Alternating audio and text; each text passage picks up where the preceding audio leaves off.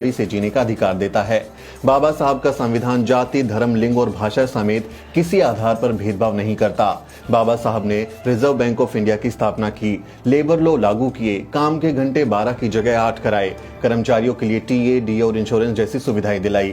क्या ये सिर्फ दलितों के लिए था? बाबा साहब ने भारत की हर महिला को पुरुषों के बराबर हक दिलाए, महिलाओं को समान मताधिकार दिलाया, समान काम के लिए समान वेतन का अधिकार दिलाया, गर्भवती महिलाओं के लिए मैटरनिटी लीव जैसी आधुनिक सुविधा दिलाई, हिंदू महिलाओं को तलाक, संपत्ति और बच्चा गोद लेने का अधिकार दिलाया। क्या ये सिर्फ दलित महिलाओं के लिए था?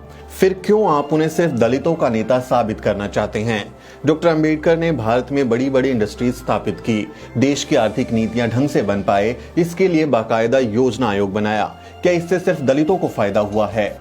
महामानव बाबा साहब ने भारत के कई बड़े बांधों की परियोजना बनाई, दामोदर घाटी योजना से लेकर भाखड़ा नांगल बांध तक बनाया, सोन नदी घाटी प्रोजेक्ट से लेकर हीराकुंड बांध प्रोजेक्ट शुरू किए। क्या इन बांधों से बनने वाली बिजली सिर्फ दलितों के घरों को रोशन करती है? क्या इन बांधों के पानी से सिर्फ दलितों की जमीन की सिंचाई होती है? लेकिन फिर भी लोगों को लगता है कि डॉक्टर अंबेडकर को सिर्फ दलितों के नेता के रूप में ही पहचाना जाना चाहिए।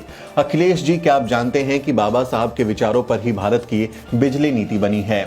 बाबा साहब ने ही सेंट्रल टेक्निकल पावर बोर्ड बनाया था। वो बाबा साहब ही थे जिन्होंने सेंट्रल इलेक्ट्रिसिटी अथॉरिटी की स्थापना की। देश में जो पावर ग्रिड आप देखते हैं वो भी भारत रत्न बाबा साहब का ही बनाया हुआ है। क्या आप बता सकते हैं कि क्या ये सब सिर्फ दलितों के लिए था? क्या इन तमाम योजनाओं का लाभ सिर्फ दलितों को मिलता है? फिर आपको क्यों लगता है कि उनकी जयंती पर दलित दिवाली जैसा सतही आयोजन किया जाना चाहिए? जिस व्यक्ति ने बाबा साहब को पढ़ा है, उन्हें जाना है, उनके योग